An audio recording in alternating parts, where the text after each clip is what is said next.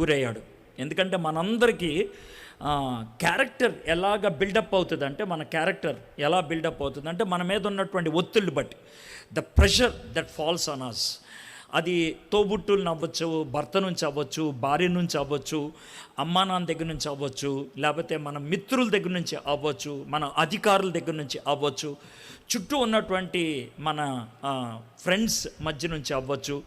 అలాంటి ఒత్తిళ్ళ మధ్యన క్యారెక్టర్ మనది బిల్డ్ అవుతూ ఉంటుంది. చాలా సందర్భాల్లో ఆ ఒత్తిళ్ళకి లోనైపోయినప్పుడు వి లూజ్ అవర్ క్యారెక్టర్, మన యొక్క క్యారెక్టర్ని కోల్పోతూ ఉంటాం.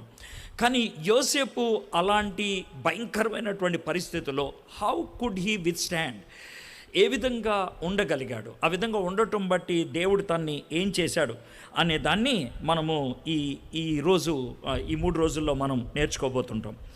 యోసేపు ఫిజికల్గా, భౌతికంగా, వెర్బల్గా, మాటల ద్వారా, ఇమోషనల్గా, భావోద్రేకంగా, రిలేషనల్గా, సంబంధపరంగా 4 రకాలైనటువంటి ఒత్తిడికి గురయ్యాడు ఆయన.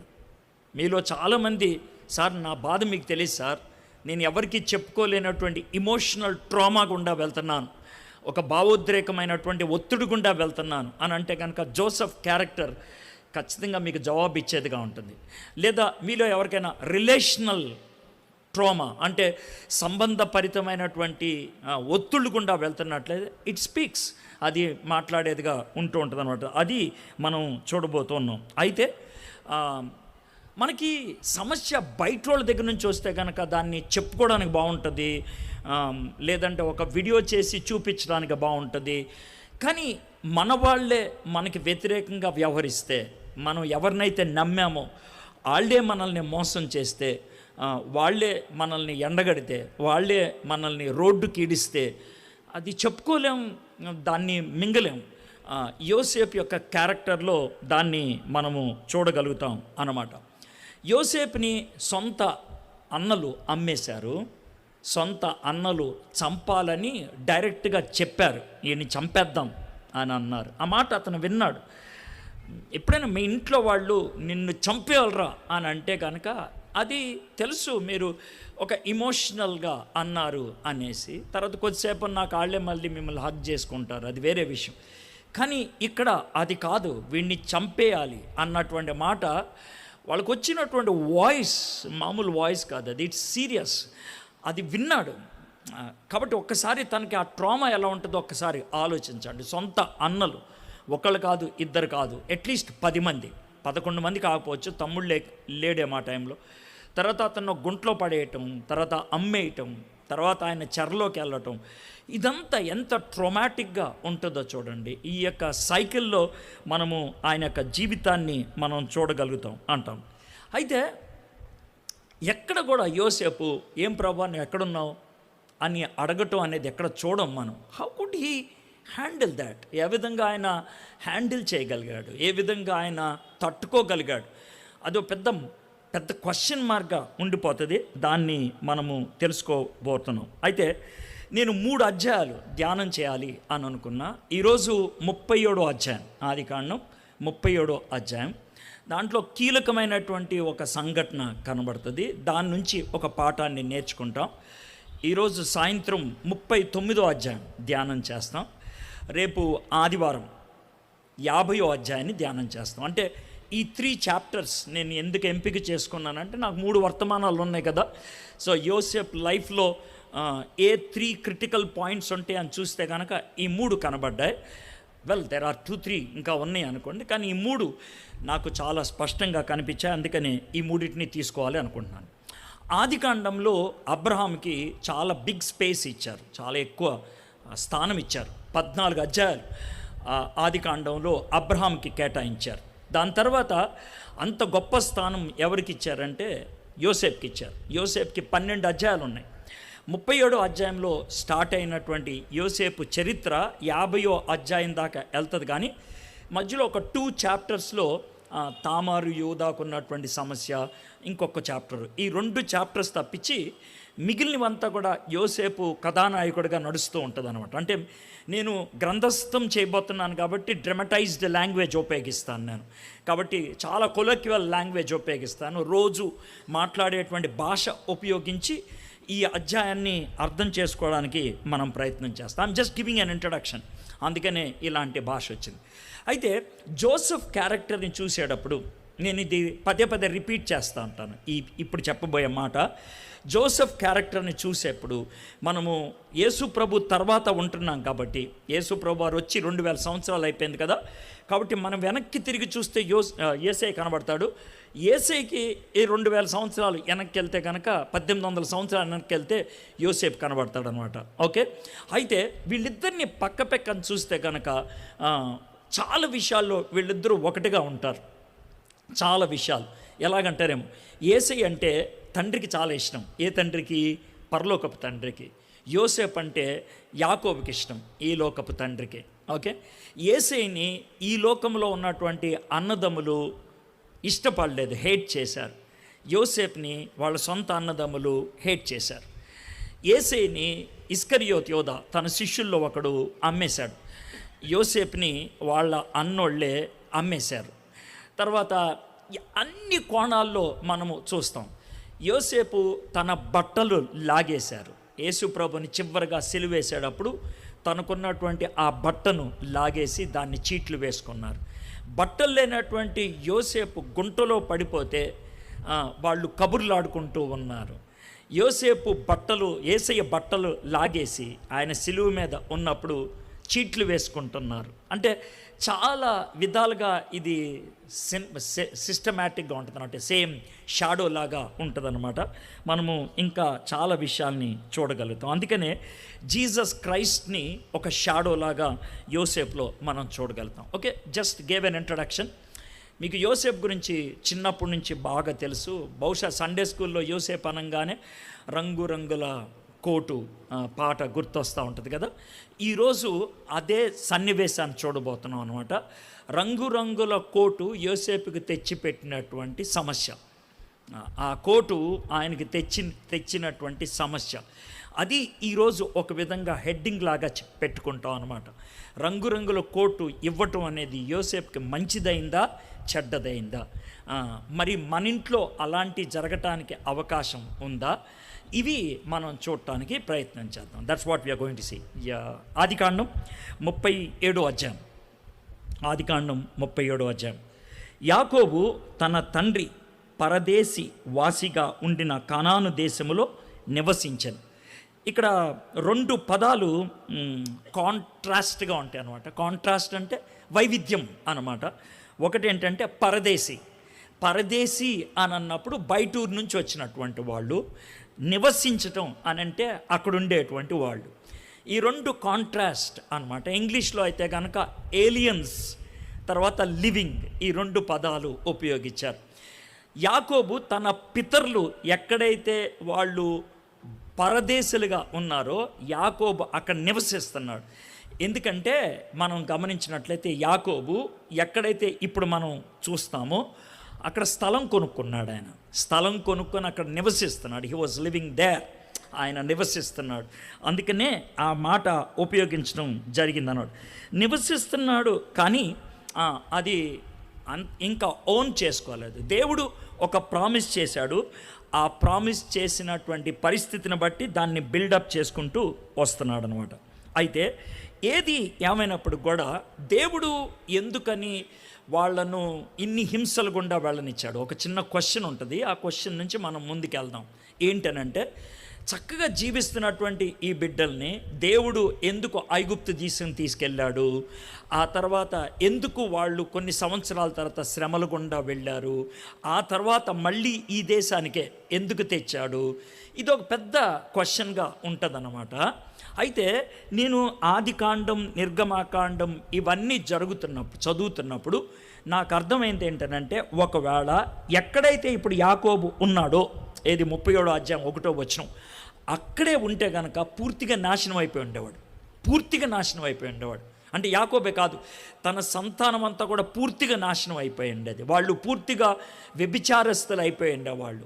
పూర్తిగా కనాని దేవతల్ని, దేవుళ్ళని కొలుస్తూ వాళ్ళు పాడైపోయి ఉండేటువంటి వాళ్ళు.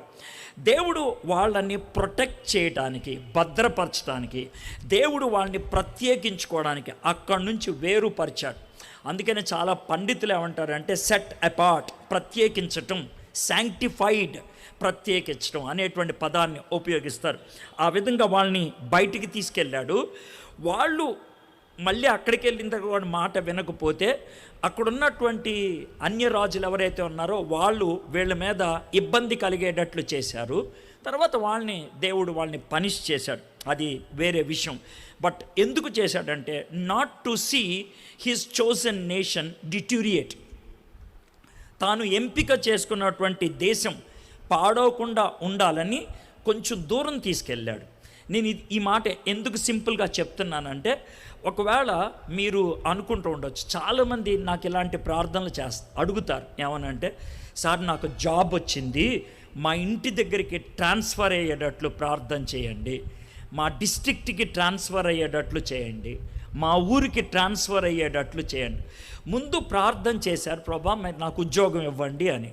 మరి దేవుడు నీకు ఉద్యోగం ఇచ్చినప్పుడు, ఒక ప్లేస్లో నీకు ప్లేస్మెంట్ ఇచ్చినప్పుడు దేవుడు బుర్రలేనోడా? దేవుడికి బుర్రలేదా? అంటే దేవుడికి నీ గురించి తెలీదా? ఎందుకు అక్కడ ప్లేస్ చేశాడు దేవుడు? ఎందుకు దేవుడు నిన్ను అక్కడికి వెళ్ళమని అడుగుతున్నాడు? దేవుడు ఏయో కారణాలు పెట్టుకొని ఉండొచ్చు. ఒకటి, నువ్వు అక్కడికి వెళ్తే దేవుడు నీకో పనిస్తాడేమో, నెంబర్ 1. రెండోది, నువ్వు అక్కడికి వెళ్తే నువ్వు సాక్షిగా ఉంటావేమో, నెంబర్ 2. నెంబర్ 3, నువ్వు అక్కడికి వెళ్తే బాగుపడతావేమో, నెంబర్ 4. నువ్వు ఇంటికి వస్తే పాడైపోతావేమో, నెంబర్ 5. ఇంటికి వస్తే పరిచర్య చేయవేమో. ఎందుకంటే ఉన్న ఊర్లో పరిచర్య చేయటం మనలో చాలామందికి ఇష్టం ఉండదు. పక్కూరు వెళ్తే కనుక దుమ్ము దేపేస్తాం. మేబీ దేవుడు ఆ అవకాశాన్ని ఇవ్వడానికేమో, తెలియదు కదా మనకి. కాబట్టి సింపుల్గా ఆలోచించి, ఒకవేళ దేవుడు నన్ను అక్కడికి మూవ్ చేస్తున్నట్లయితే వెళ్ళిపోతాను. That's not a big deal. చాలా హ్యాపీగా మూవ్ అవ్వడానికి ఇష్టపడాలి. ఓకే, సో ఇప్పుడు 2వ వచనంకి వద్దాం. యాకోబు వంశావళి ఇది. యోసేపు 17 ఏండ్లు వాడై తన సహోదరులతో కూడా మందను మేపుచుండెను.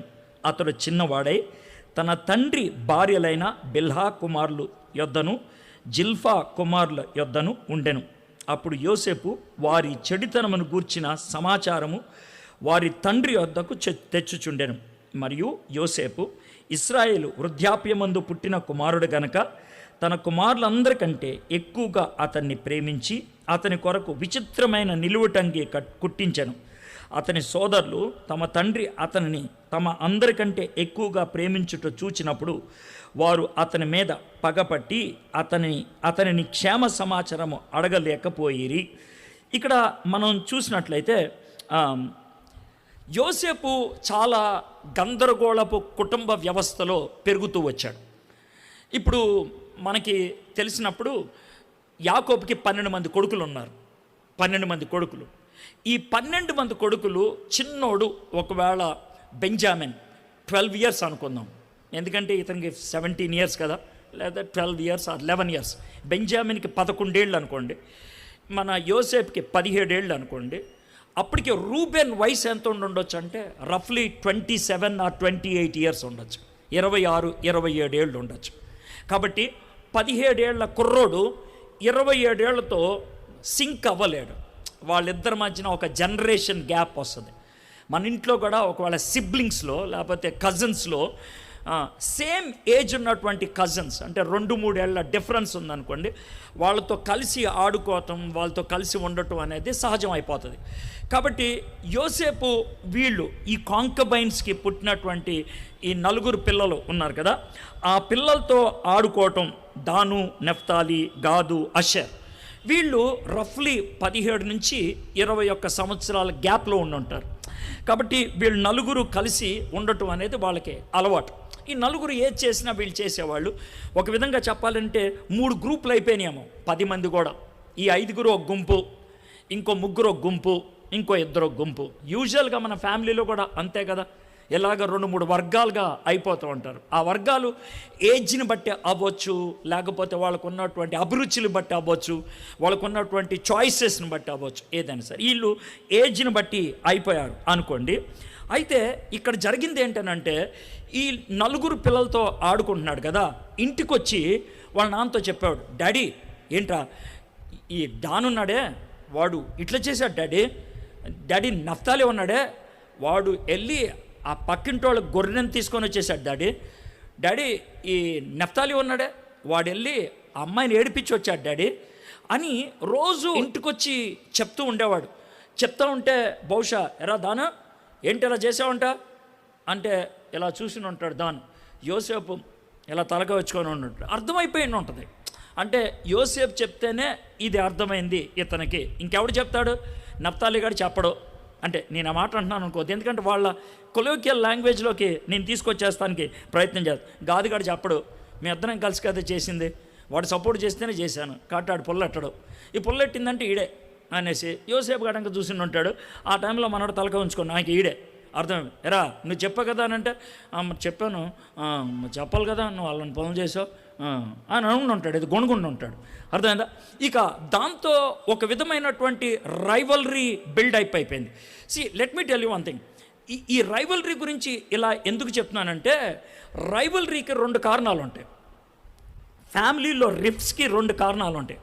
ఒకటి ఏంటంటే వాళ్ళకున్నటువంటి స్వలాభం కోసం, జాగ్రత్తగా స్వలాభం కోసం కొన్ని రైవల్రీస్ తెచ్చుకుంటారు. అది ఎప్పుడు ఎంకరేజ్ చేయకూడదు. ఇంకొక రైవల్రీ వాళ్ళు కావాలంది కాదు, అది వచ్చేస్తుంది రైవల్రీ. యోసేపు మిగిలిన నలుగురంటే ఈయనకేమీ అసహ్యం కాదు, మిగిలిన నలుగురంటే ఈయనకేమీ హేట్రెడ్ లేదు. కానీ ఆ హేట్రెడ్ ఎందుకు వచ్చింది? జాగ్రత్తగా మిమ్మల్ని ఈ మాట ఎందుకు అడుగుతున్నానంటే, మీరు అలాంటి క్యారెక్టరా కాదో చూడటానికని ఈ ప్రశ్న అడుగుతున్నాను. యోసేఫ్కి మిగిలిన వాళ్ళతో హేట్రెడ్ రావడానికి కారణం ఏంటంటే, Joseph was a man of integrity. యథార్థత కలిగినటువంటి వాడు, యథార్థవర్తనుడు. ఏ ఏజ్లో? 17 years అప్పుడు. ఎందుకనంటే మోషే యోసేఫ్ గురించి రాస్తా ఉన్నప్పుడు పరిశుద్ధాత్ముడు చెప్పండి ఉంటాడు.